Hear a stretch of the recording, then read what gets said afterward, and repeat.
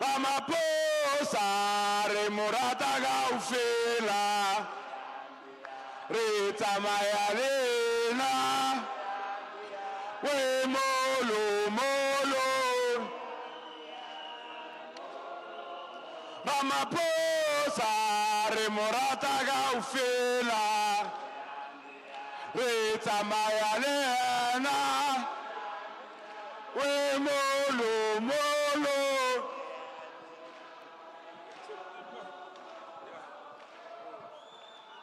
Amandla, Amandla, viva ANC, viva, viva COSATU, viva, viva SACP, viva, viva SANCO, viva, Amandla. Comrades, thank you very much for allowing me at your conference.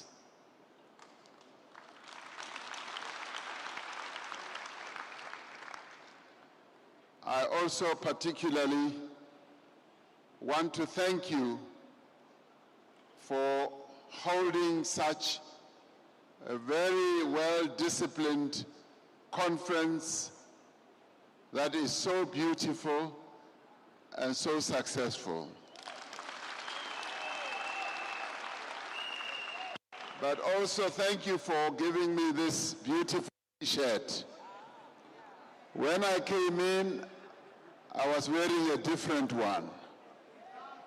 So the newly elected chairperson said, we've got a beautiful t-shirt for you, you must wear it. Now, Comrade Njabulo Nzuza, the NEC convener, said, yes, President, you must wear this t-shirt. I'm also wearing one. And you can see that it's so beautiful, it has lightened my skin a little bit. So because he's dark, just like me, I'm hoping Worelina Luno Litalolaka Letaba Kauninyana.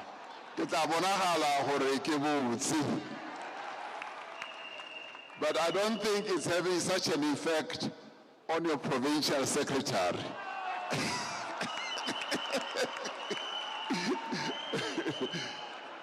Comrades, I extend my greetings to the members of the NEC who are here present, and particularly the convener of the NEC Corps. I'd like to thank them for their presence here and their dedication to the work that they continue to do on behalf of the National Executive Committee in this province. So I applaud them and I thank them for a really job well done.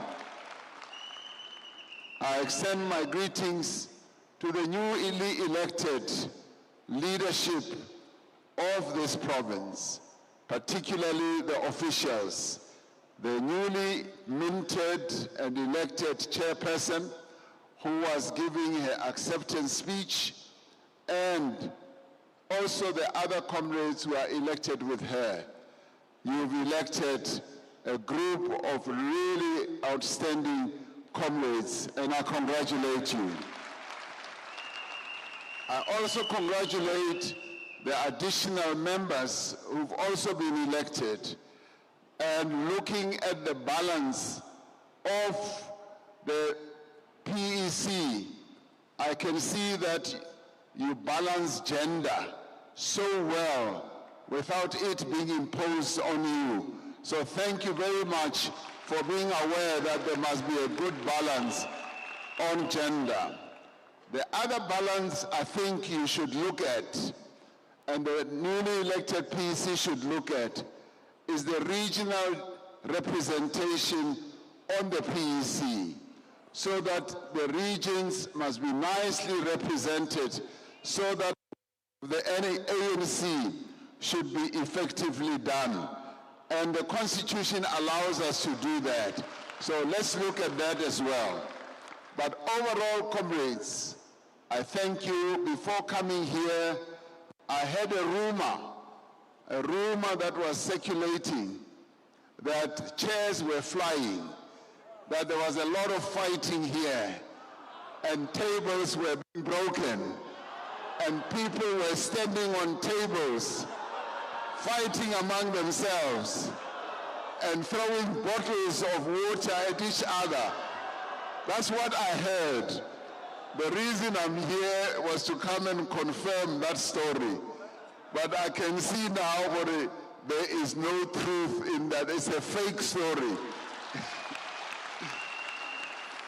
So comrades, thank you very much for holding such a successful conference. And I believe even your lawyers who represent the province in a number of legal cases are here. I don't know whether they came here, but they are here to support the work here. So comrades, you've done very well. I also extend my greetings to the leadership of our leagues and the representatives of our alliance partners. And I also extend my greetings to the traditional leaders who are here present and leaders of the mass democratic movement. And more importantly, greetings to all of you as delegates. Now I know your province is very vast and you have to travel long distances. So I'm not going to be long. I'm pleased with the declaration that was read out. The declaration, in more ways than one, covers quite a lot of what I would have said. And I congratulate you for drafting and adopting such an outstanding declaration.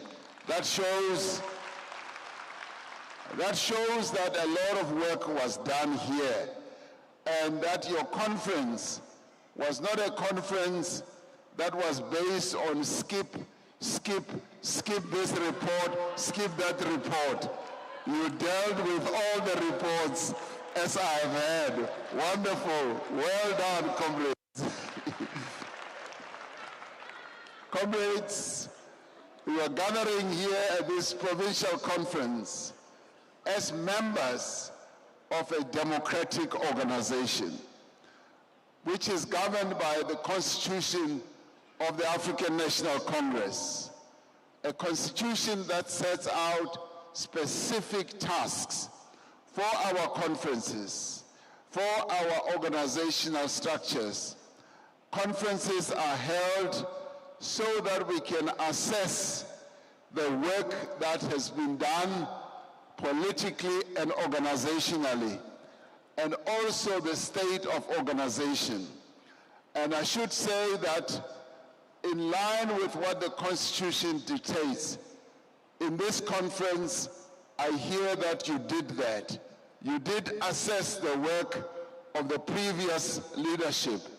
And here I want to applaud and commend the leadership that Comrade Chupu Matabata really gave to this province during his term as chairperson. And now he is our veteran chairperson. And we thank him, and I was very impressed by the standing ovation that you gave to Comrade Chupu Matabata. We thank you, Comrade Chupu. You are a veteran of our movement, and the leadership that you provided here is recognized and duly appreciated. Conference is also called to adopt resolutions that will confirm policy positions of our organization, policy positions that are meant to strengthen the ANC and to renew the ANC. And I'm glad that your conference was not only about the election of leaders. It was a conference that was well steeped in discussing the policies of our movement and taking resolutions to do so.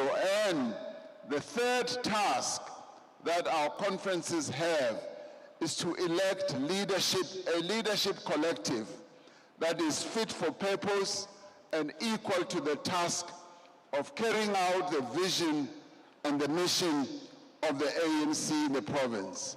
Now, I congratulate those who've been elected, and I say just one thing to them.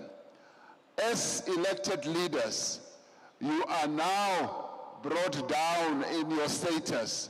You are now at the level equal to members. None of you should ever think that you are better than the members that you lead. None of you must ever think or behave in an arrogant manner. Your task is to be humble, to provide leadership, and yes, Comrade Poppy, to have the two hearts, and also to give proper leadership to this province. And we congratulate you and wish you well in the work that you are going to do as you lead this province. And more importantly, I want to extend my gratitude to all of you who've provided leadership during this past term of the last PEC. As you led the province in various areas, at regional level, at branch level, at ward level, you enabled Limpopo to come up tops in the last provincial and national elections. You gave us 70% plus of the vote, and thank you so much. The whole ANC relies on Limpopo to come up with the top numbers. I had expected that you will give us 90% and more, but of course, you went down, but you still gave us the highest votes. So thank you, meaning that we expect much more from you in the coming local government elections and in the 2029 elections. Your chairperson said when I came in, she said, "President, welcome to Limpopo, the home of the ANC." Yes, Limpopo is the home of the African National Congress.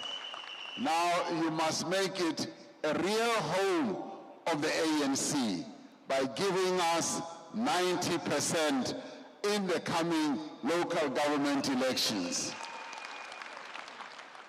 Comrades, we need to take our responsibility seriously, because it's not only your province that looks forward to the high performance of the ANC, it is also the entire country.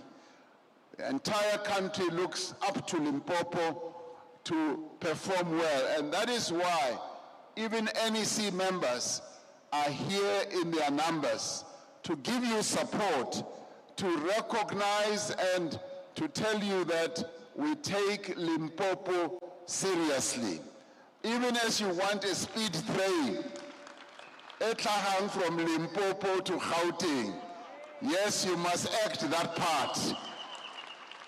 You must act that part and show that indeed you deserve to get a speed train from Limpopo to Gauteng, not the other way around. And I agree with you on that score, because you were the first to come up with the idea. We meet here, comrades, at a time of profound global uncertainty. The world economy is shifting beneath our feet. We are witnessing slower global growth and tighter economic conditions. There's rising geopolitical tensions as well as protectionism, and a global contest for industrial advantage is underway, where nationalism has now become the order of the day, and there are also climate pressures that are reshaping a number of systems, be they energy systems, be they infrastructure systems, and all that. And of course, you have, just this year, experienced the ravages of climate change with the floods that have been taking place in your province. And the provincial secretary told me that, President, we want the delegates to go home early because there are floods in some of the places where they come from. And alongside these trends, we must, as a country, confront more immediate challenges. And the more immediate challenge is the war that is now raging in the Middle East, and that has continued to rage in Eastern Europe, and which is driving energy prices high. Food prices are also beginning to rise. There's disruptions to shipping and to the global trade routes around the world. Higher inflation is now going to be seen going up, and we're also going to see interest rates also following in tandem. Now for South Africans, it means higher fuel prices. By 1st of April, we are going to see prices of petrol and diesel going up, driven largely by the conflict that is going on. Now, as the ANC, we are saying we direct government to address this matter, to see how best we can address the challenges that South Africans are now going to face as the price of petrol and diesel go up. I know that Comrade Eno Godongwana, who outside of this dome is also the Minister of Finance, tells me that he's spending sleepless nights because of this that's happening. I told him that I'm not sleeping at all because of this challenge that our people are now facing. But I have said, as ANC President, he and other colleagues must address this matter and come up with solutions of what we now should do. The increased cost of living on our people is going to create more hardships, and it's also going to create reduced fiscal space for our government. So all these challenges are being driven by the conflict that is going on. Much as we cannot control what is going on in other countries, we need to find ways of controlling our own response. And as the world faces these high levels of geopolitical conflicts, we must also find solutions of how we address the challenges that are going to be given rise by what is happening here. More particularly because the contestation between the global north and the global south is something that we cannot run away from. And we, as part of the global south, are insisting on a more inclusive and equitable system of global governance, as well as the global economy. And we are saying that those who believe that might is right should be aware that their approach and policy is not acceptable to the rest of us in the global south. Because in the global south, we believe in equity, we believe in multilateralism, we believe in collaboration rather than in suppressing weaker nations in the world.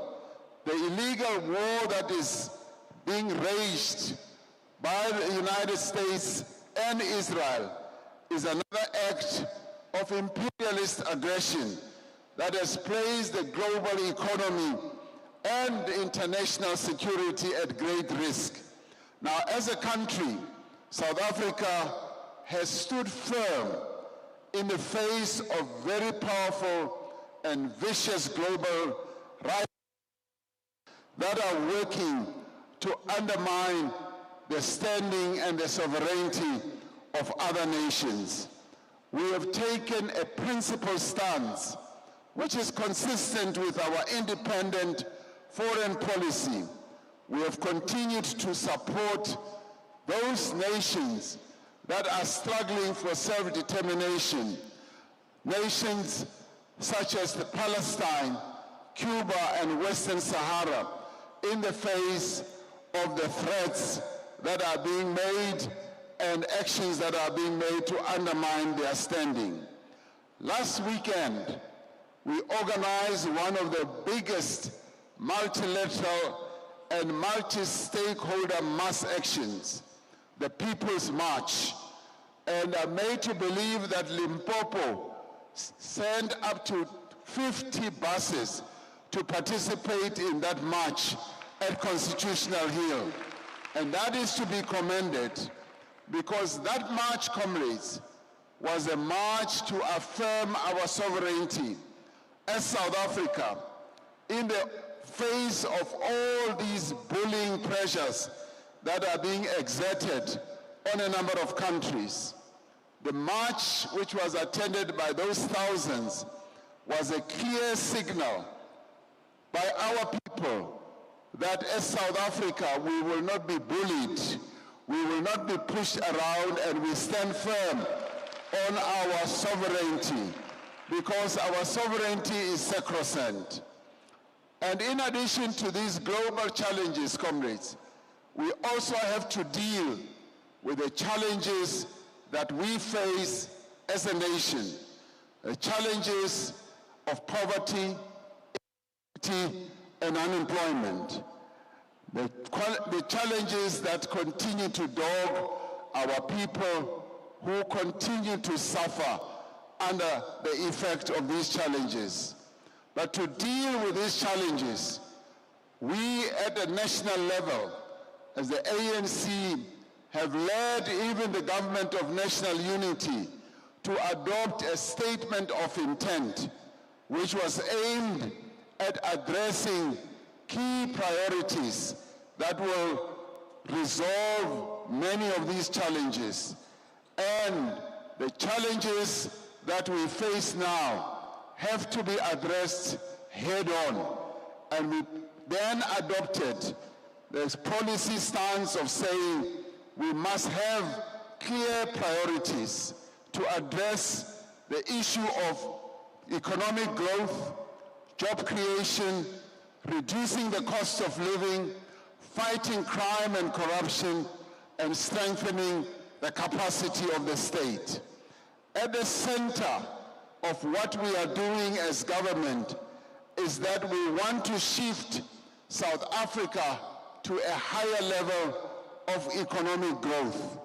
And our key areas of focus is to unlock infrastructure investment in energy, in logistics, in water, in roads, and to support the process of industrialization, and also support small and medium enterprises in our townships and in our rural areas, so that we can grow the economy of our country through the massive activities of small and medium enterprises. We should also increase private sector investment in a number of sectors of our economy. Now, this moment requires that we must build domestic industrial strength.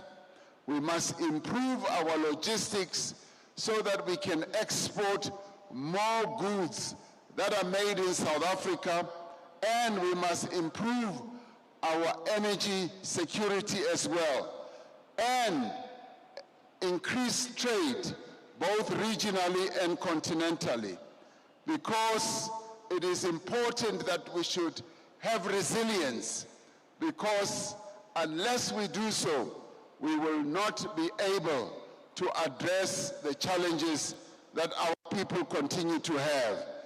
And in order to do so, we must also defend the important gains of our freedom and tackle the challenges that we face. And the gains that we have had over the last 30 years are important because over 30 years we have sought to improve the lives of our people, and our Constitution has laid a very firm foundation for transformation by mandating that the democratic state should redress the inequalities and imbalances of our past by ensuring that we invest huge resources and also massively expand access to basic services for our people in water, in sanitation, in education, in health, in housing, in social security, and other public facilities.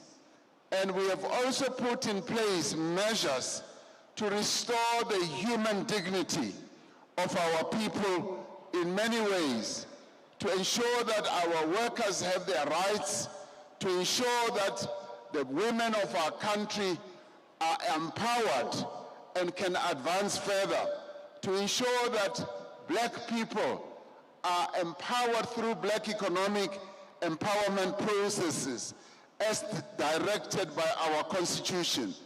And in this regard, we say, those who say that BEE must stop and affirmative action must stop are just dreaming, because we will not abandon the BEE policies that we have embarked upon, because we see them as transformative, and we see affirmative action as enabling our people to participate meaningfully in the economy of our country. We see gender equity as being important to advance the interests of women in our country, be they black or white. And we also want to advance land restitution and reform and ensure that our people have access to land, that our people build an asset base so that their lives can be better. And we want our people to have opportunities to advance their lives through getting employment, through getting skills, and through being able to run their own businesses. At the same time, we know that the work that we have to do is still committing ourselves to go forward. There are still many hills that we have to climb, and in doing so, we must face up even to the challenges that we will have. Yes, we have faced setbacks, and we have faced detours along the way, but we must remain committed in order to build a united, non-racial, non-sexist, democratic South Africa that will help us in creating a national democratic society. And comrades, we acknowledge that along this way, there are issues that we ourselves have to address. In the past 15 years, we've had very weak economic growth. Unemployment has gone up, inequality has deepened, and economic growth has been at a low level, much as it is improving. But with all these challenges, we can now say that yes, in embarking on the various interventions, the reforms that we have embarked upon, we have started to bring down the vestiges of state capture which weakened our institutions, state capture which exacerbated corruption, state capture which made inequality even to grow, and state capture, which made even our government departments, including our state-owned enterprises, to operate at a much weaker level. And we've also seen how basic services and infrastructure development has also weakened through poor governance, and also how corruption has taken us backwards. We've seen how in the past we've also went through the challenge of electricity, blackouts or load shedding, where water has become a big challenge in our country and where infrastructure investment has gone backwards.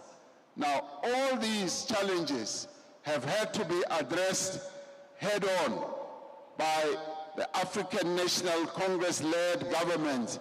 In the 6th administration, we started addressing all these challenges earnestly. We embarked on reforms that are beginning to yield the results that we are now beginning to see. Infrastructure expenditure has now been taken to another higher level. We are now going to spend 1 trillion rand. For the first time in the history of our country, we are devoting 1 trillion rand in infrastructure development. Now that in itself shows that we are addressing all these challenges head on. We are also reforming our electricity sector to enable our ESCOM to be strengthened, to be able to increase generation, to strengthen our power stations by allowing more electricity generation even by other generators. We are also needing to build 14,000 kilometers of electricity transmission lines, and will need 450 billion rand to that to happen. And all these initiatives are being led by the African National Congress. We are improving our ports. The production or the output of our ports had gone down. We are now ramping it up. The tonnage on our rail and our ports is beginning to go up. And we are therefore beginning to see that there is a turnaround. Many in our country are saying, now South Africa has turned the corner. And indeed, we've turned the corner. Why do we say so? We see it in the interest that investors are now having in our country. On Tuesday, we are going to hold our 7th investment conference. And at that investment conference, we are going to have many companies coming forward to tell us the investments that they are going to make in our economy. We have said we want to raise 2 trillion rand in investments in the next 5 years. Already on Tuesday, we are going to hear commitment of investments that will go possibly much higher than what we have had. And some of those investments will come here in Limpopo. We will hear companies say they are going to come and invest here. And we can say, comrades, we are on the path of rebuilding our country. We are on the path of correcting the mistakes of the past, the weaknesses of the past, state capture. Yes, we are also on the path of rebuilding the economy. Our fiscal position is becoming better. And as we heard when the budget was presented, many of the indicators in our budget are beginning to look up. But at the same time, the African National Congress is the one that must lead the process of rebuilding our economy, of rebuilding our country. It is for that reason that the NGC in December, in looking at the challenges that we face, said that we must, as the African National Congress, renew ourselves or perish. We must unite or face defeat, and we must return to serving the people of our country. The delegates to the NGC were determined that we should not betray the democratic revolution and leave our movement to be defeated. The defense and consolidation of the NDR requires, firstly, that the ANC must be renewed as the leading agent of change, and that must become our number one priority. The agent of change in addressing all these challenges that I have elaborated on has to be the African National Congress, because it is the ANC that has started the transformation process of South Africa from 1994. Without the ANC, South Africa would not be what it is.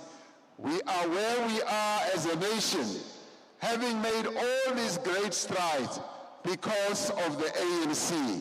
So the ANC, therefore, must renew itself to address these new challenges, both internal challenges and external challenges. It is the African National Congress, as the number one agent of change, that must address these. We must rebuild the ANC's leadership. We must rebuild the organization of the ANC and improve the ideological capacity of the African National Congress so that it can continue to drive the transformation. And the renewal process, comrades, must be comprehensive and all-encompassing. And it will require very strict organizational management, and we must also be committed to ensuring that we become a disciplined organization. Now, having come here to this conference and having heard some of the comments that have been made even by the media, where they've said they've never seen an ANC conference as well organized and disciplined like your conference, it shows that we are on the path of renewing ourselves. The fact that you were able to unite the ANC here contributes to the renewal agenda. It contributes to the fact that you are determined to ensure that the organization here is strengthened and becomes strong to address the challenges that are outlined. Because it is only a strong and united ANC that can address the challenges that our nation and our country faces.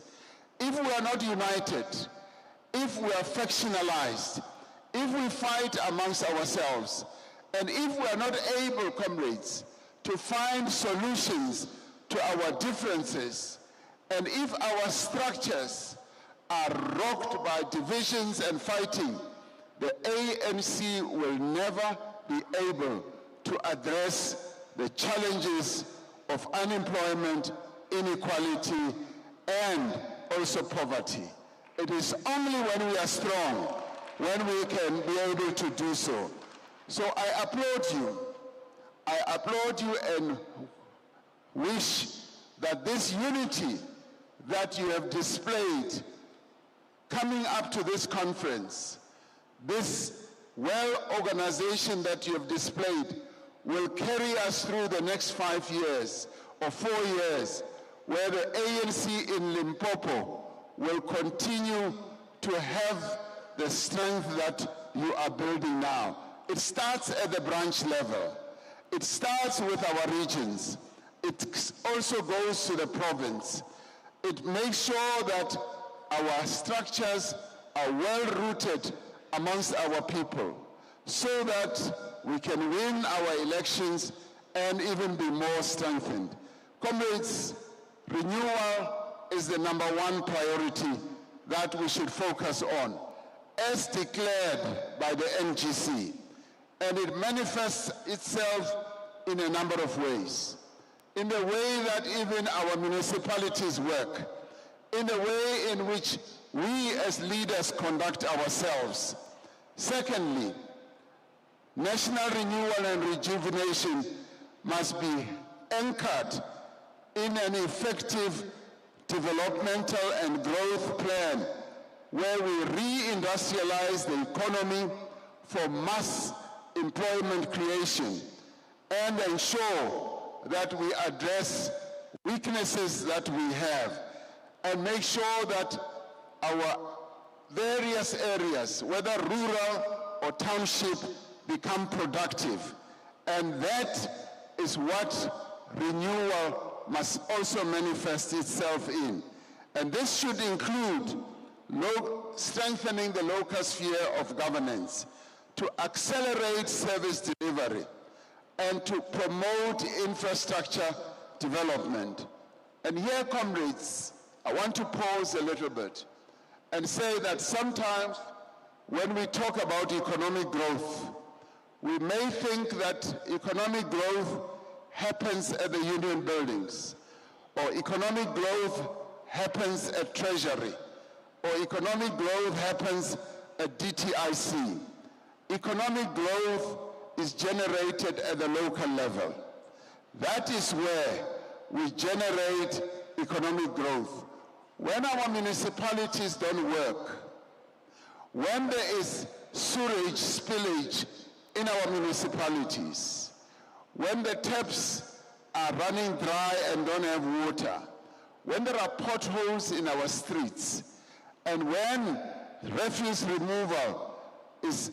is not removed, investors do not come to invest. Investors are only attracted to municipalities or local areas that function. That is where they come and plant their money and their investment. They don't take their money to the union buildings. They take their money to the local area. So what that means is that all of us here have a responsibility to make sure that our local municipalities function well. Many of us sitting here operate at that level, and of course at provincial level as well. And that is where we as the African National Congress must lead the process of the renewal of our economic growth.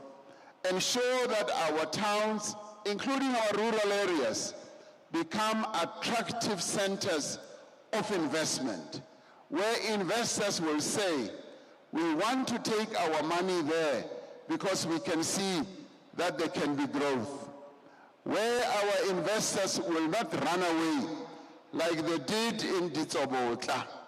I keep speaking about Ditsobotla because sometimes we don't realize the magnitude of what we don't do to retain investors in the areas where we govern.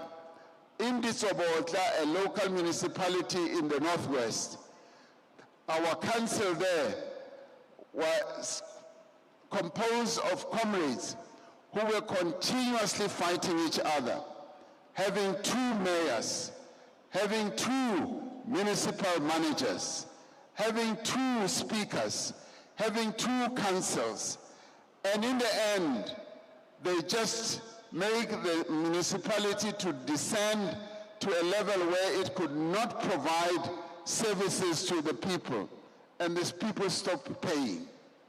And as they stopped paying, companies that had invested there started looking elsewhere to take their investments. A big company like Clover, the milk company, which employed some 5,000 people or so, decided to leave. They uprooted themselves and went to KZN. And the reason they gave was that the municipality was dysfunctional. there was no good governance in the municipality. So we have an important role to play to make sure that our municipalities work and to make sure that infrastructure is maintained, the roads do not have potholes, and at the ward level, we also ensure that things function well. And if the African National Congress does not do so, who else will do so? It is only us, and in the end, our people look up to the ANC to fix these things. The Premier here was saying, the chairperson of your province was saying, yes, unless you are mad, you will not be able to fix things. So I agree with her, we all should be mad and fix things where we live, and fix them to a point where they will contribute to the growth of our economy. Comrades, when maintenance happens, investors become attracted. Our local areas become like flowers that attract bees. Bees are only attracted by blooming flowers. So we need to make our municipalities, our local government area, to be flowers that will attract the bees to come and make honey. Honey is economic growth. It is the development that our people need. And the ANC is the one that must be at the forefront of doing all these things. It is the ANC leadership that is there. And what we also need to focus on is that we should get good people who will run our municipalities, good people who are going to make sure that our municipalities function. And we must professionalize the administration of our municipalities without political interference. Quite often, we have sought to interfere, and by doing so, we have weakened, yes, our municipal structures. It is important that we put the interests of our people ahead of our own interests. It is very important that we should also remember what was said in the January 8th statement. The NEC put out a number of tasks for us. The first one was to fix local government in order to transform the economy of our country. We need to do that. And in order for us to embark and execute the 6 tasks that were set out by the NEC of fixing local government to improve service delivery, we therefore also focus on economic transformation and wage war against crime and corruption and gender-based violence, and make sure that our structures at government level become stronger. But they can only be strong when the ANC itself is strong. So we therefore, comrades, need disciplined comrades who we are going to deploy in all these places. Comrades who are well steeped in the principles of our movement, who know that by being in the positions where they are serving the interests of our people, not their own interests.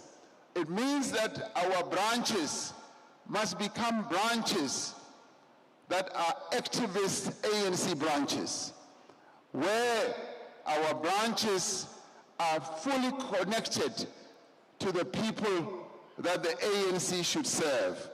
At branch level, we must make sure that the ANC becomes the go-to organization when our people are facing challenges, be it challenges of crime in the area.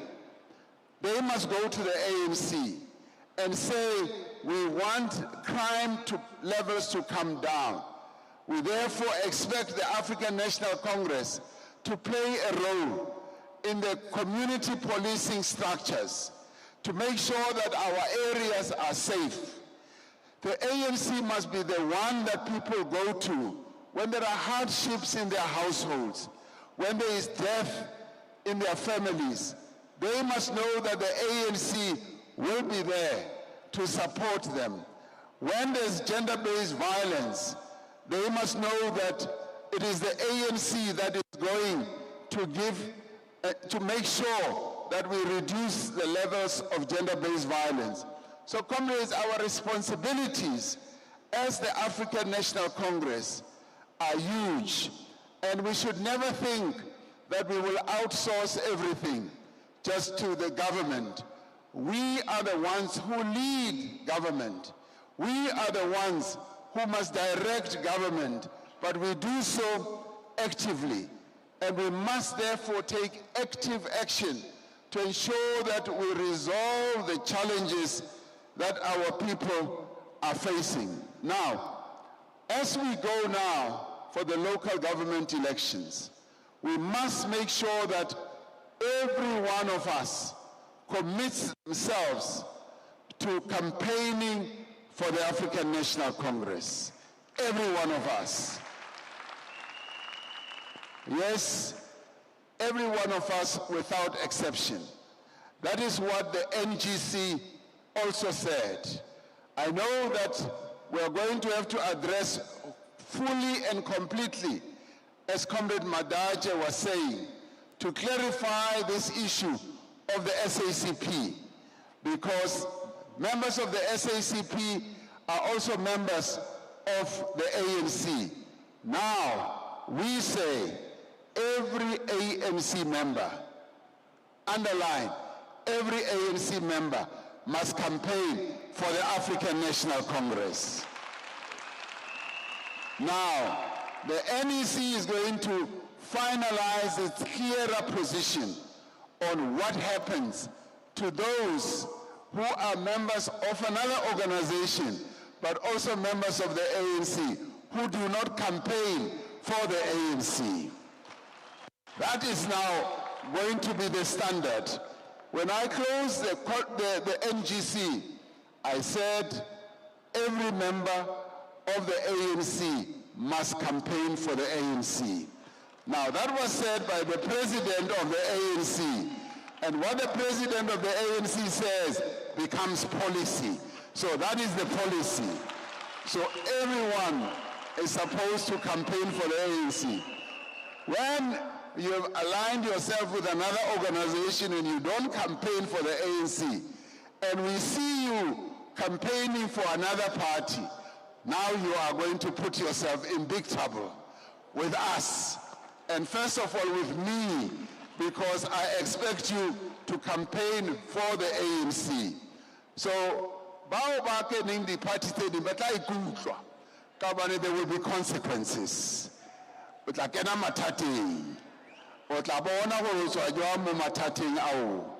so, as we go to the elections, comrades, the NWC has discussed what leaders of the ANC should do. We have been given a target to register those who are not registered to participate in the elections. I have my own target, and I have already started registering people.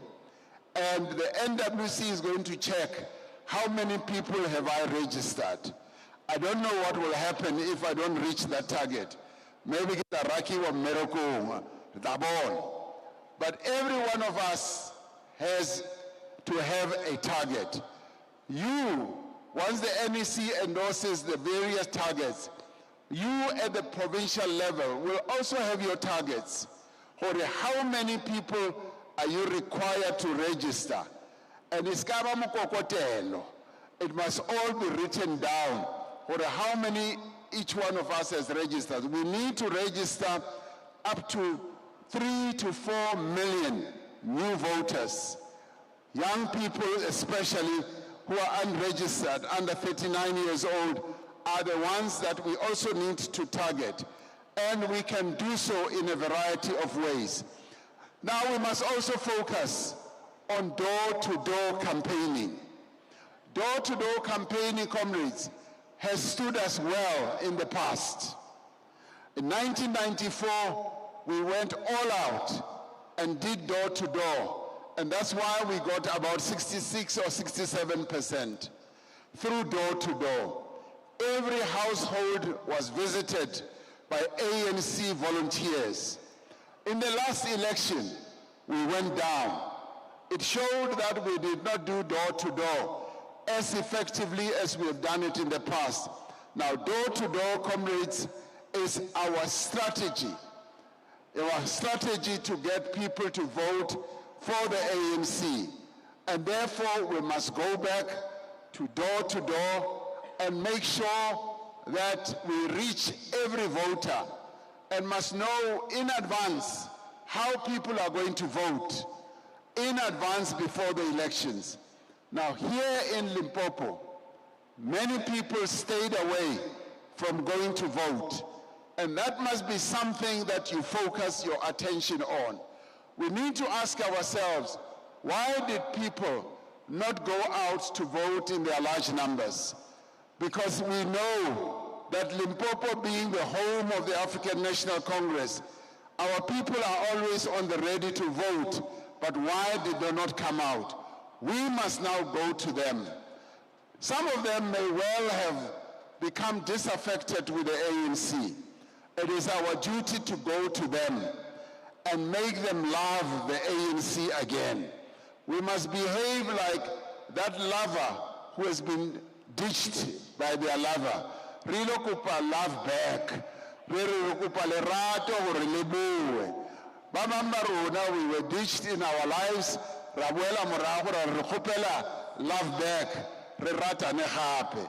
That is what we should now be doing, to go back to our people, to go and get them to vote for the African National Congress. The next elections that we're going to go to by the end of the year are going to be quite decisive. The other parties are already gearing up to try and defeat the African National Congress. We must now wake up, if we are sleeping at all, to make sure that we go all out to win these elections. And I know for Limpopo, you have the process of winning all the municipalities, and we expect that to be the case again. All the wards must be won by the African National Congress. And to do so, we must recruit and train the best coordinators. We must have good volunteers, volunteers who know the ANC, who understand our policies. And we must also have strong managers who are going to lead the election structures that we set up. And every branch must have its own BET. I heard that that is what you discuss in your commissions. We must strengthen that and make sure that it does happen. And I will come and campaign in your various areas. And when I do come, I want to hear reports that will tell me whether we are strong, we are certain of outright victory. And Harriet's are door to door. The usual tendency is, a leader from the NEC or a president, we find that everybody just follows Abai to their own door-to-door campaign. So that too must change. When I come to do door-to-door, I want to be given a number of houses, and I should not be followed. I must go myself and go and do that door-to-door to strengthen the work that you will be doing. We must also, comrades, make sure that we focus on fixing the challenges at local government level and establish war rooms that will be able to tell the Premier where challenges are. The Premier must be able to sit and say, in this ward, there's this challenge and that challenge. The Mayor of Polokwane must be able to tell us where are the challenges and what, more importantly, what are we going to do about those challenges. If it's water, we must then take advantage of the committee that I have set up at national level and find out exactly how we are going to address the problem of water. This coming week, we are going to have a presidential coordinating committee or council, and the premier will be there and metro mayors will be there. We will expect for it. The challenges of water will also be fully addressed, and we should have a clear map of how those are going to be addressed. So the war room will be very important so that we know where are the challenges that affect our people. And the delays that we have had in addressing challenges of water, for instance in Guyana, should be something of the past. We must make sure that all the villages get their water. We must make sure that there's proper reticulation of water. And in addition to these immediate activities, we will next month, comrades, start with the selection of ward and PR candidates for the new term of local government.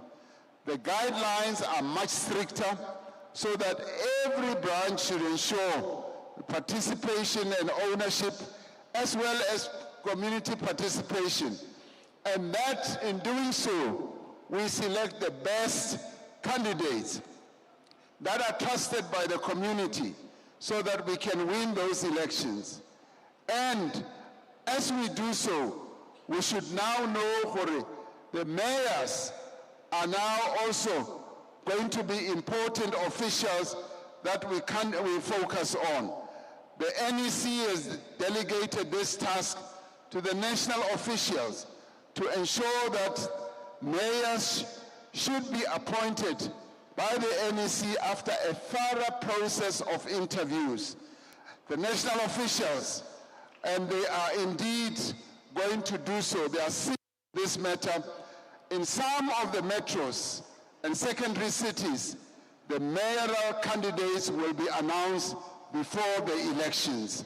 We will know who our mayoral candidates are going to be.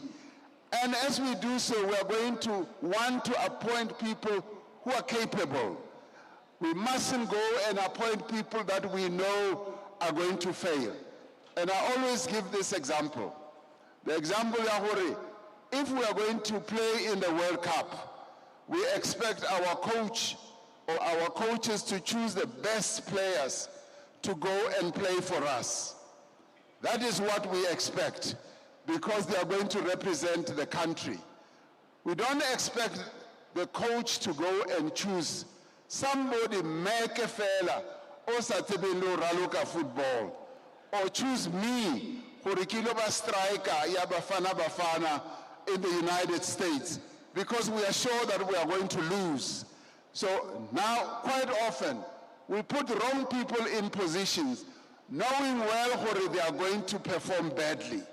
This time round, comrades, we must make sure that we choose the right people who are going to occupy the positions. Now, this is very important.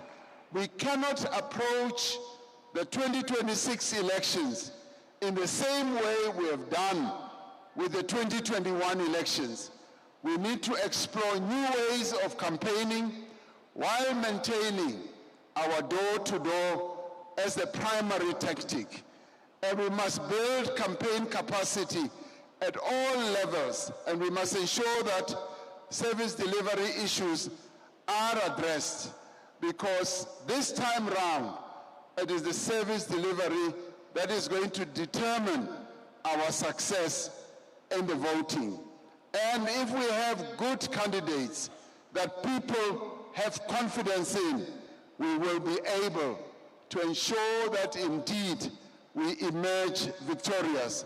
So comrades, our tasks are huge, but at the same time, we have solutions, and the solutions reside in all of us, reside in the strength of the ANC at branch level, reside in our ability to serve the interests of our people. They reside in exhibiting the strength that we have shown in coming to this conference. Now, the important part, of course, is that we must remain committed to renewal. And the renewal process must be visible. Our people must see how the ANC is committed to renewal. Bantu basibona intiyiso kuri ANC itatirela vanhu. We won't be serving our own interests. And our people are not blind. When the people see that we are not serving them, they walk away from us. So in order to advance the NDR, that is what we should do. And overall, we should keep our leaders accountable. And issues, comrades, of corruption, of fraud, and so forth, must be things of the past.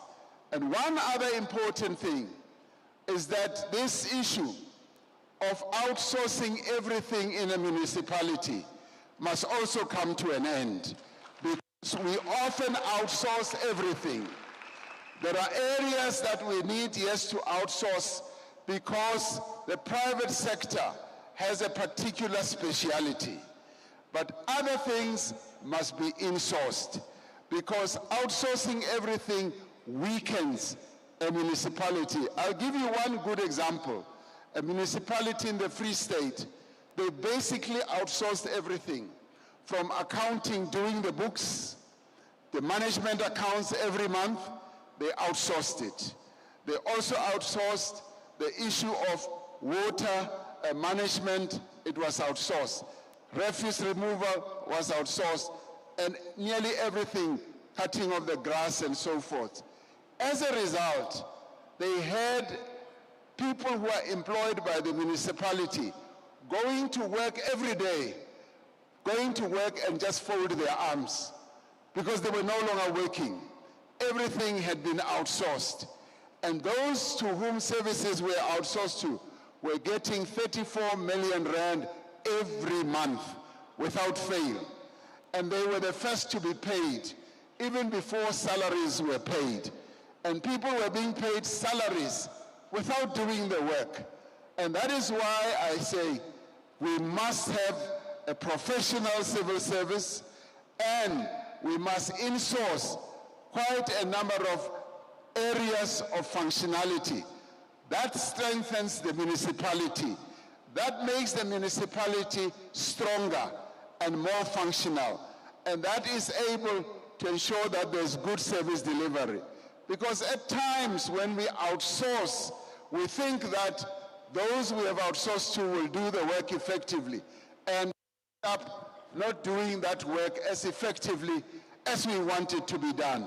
So it is important that municipalities must be strengthened, build capacity. We must bring in even young people to come and work in our municipalities. We send them to school, and after they go to school, they don't have any work to do. And yet they have developed expertise and knowledge.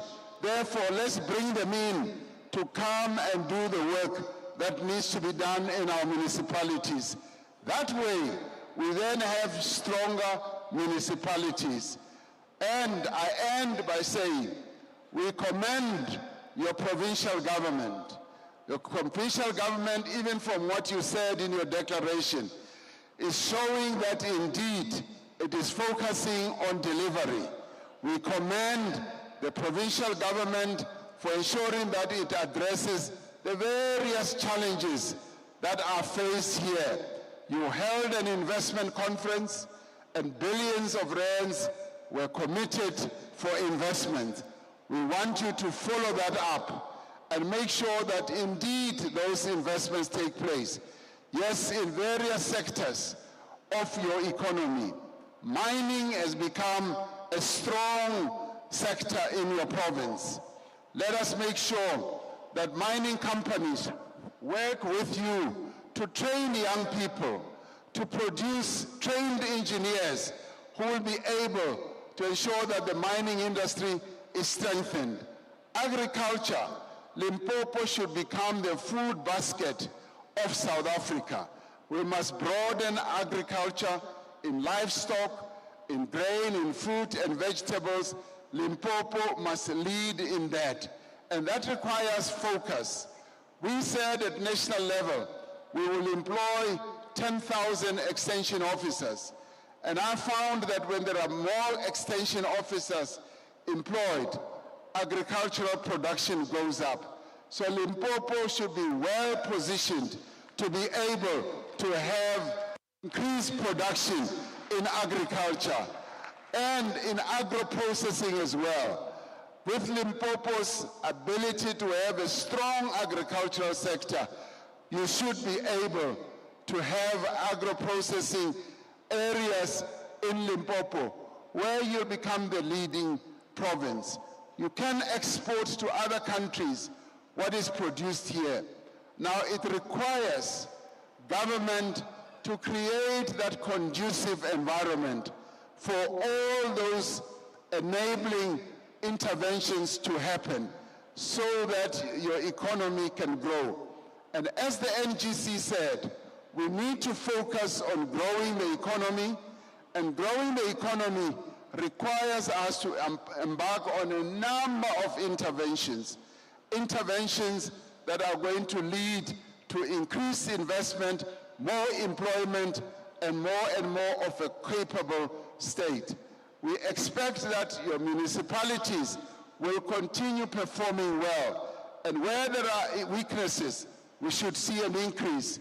Your declaration recognized those municipalities that are beginning to turn around, and we want to see more and more of that. So comrades, we've got a very good foundation of a strong and an ANC that is getting stronger. It is when our ANC remains united, remains stronger, that we will be able indeed to reach higher levels. One of the meetings that we held with your provincial government, we were also focusing on another area which possibly Limpopo hadn't focused on hitherto, to participate more strongly in renewable energy. Comrade Secretary Ramaphosa then started saying, in Limpopo, we have even more radiation than in other provinces. That is another area which I would like to see the province pushing so that the sun that shines in Limpopo up to about 40 degrees should be properly utilized to generate renewable energy, solar energy, to drive the energy infrastructure of the province. So comrades, you have many endowments. Let us use those many endowments to drive the growth of the economy here. And the other important thing is to make sure that we raise problems and issues. You have a premier who is not shy to come to Pretoria to meet a variety of ministers and say, this is what we want in Limpopo. This is what we want to happen in Limpopo. And we expect, even you at local government level, you should be able to raise things that need to be done in your area. And even at government level, we need to be doing that. Now, as you heard, your premier is focused on making sure that what I once announced in one State of the Nation address about a speed train should happen first here in Limpopo. The speed train that I spoke about and was laughed at. But Ramaphosa is a man of dreams. I am a man of dreams. I am happy that that dream has now been appropriated by the province here, because you want that train to happen. And that train will happen.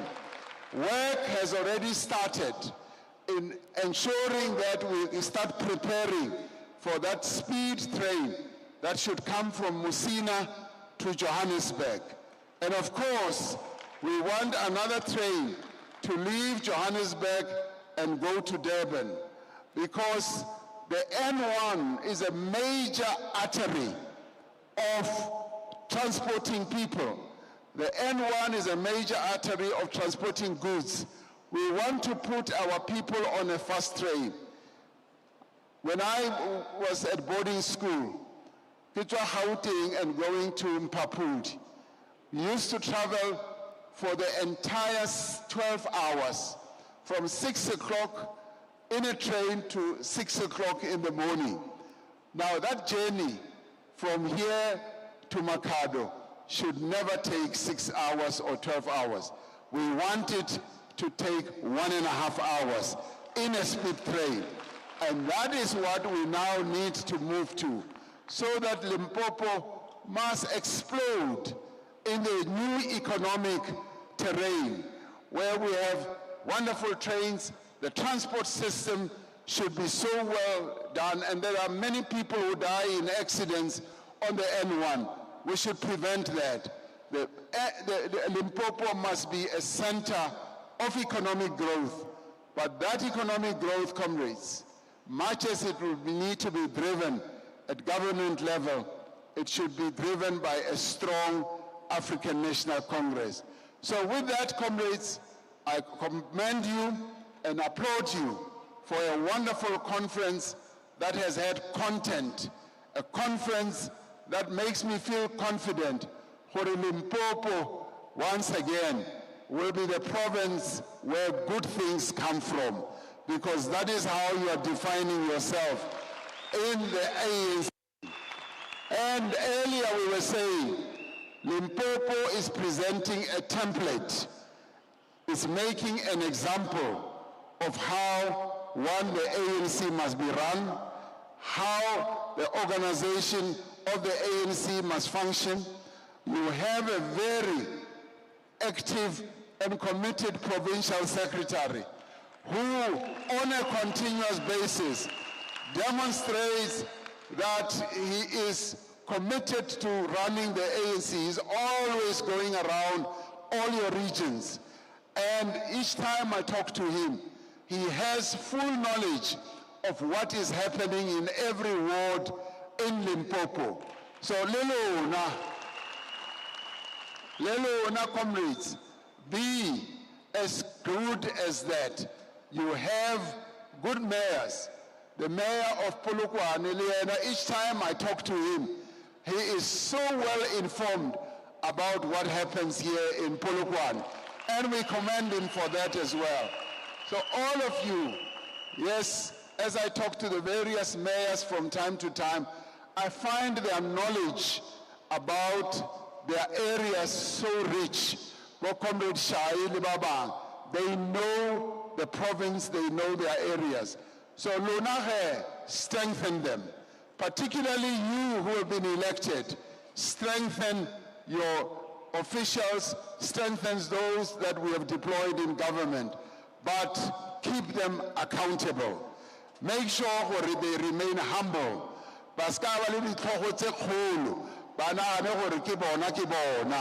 They must humble themselves and do the work that you have elected them to do. So comrades, I'm happy to have come here.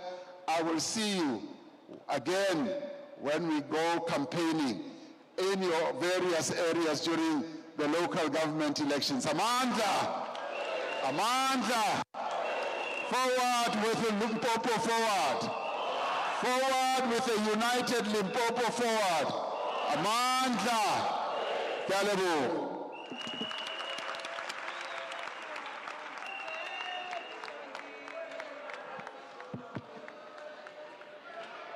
Ramaphosa unyaka masucha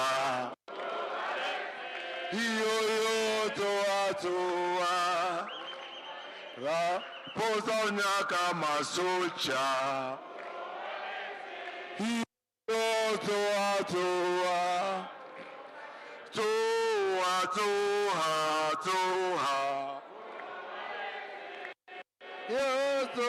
Tsuha, Orob.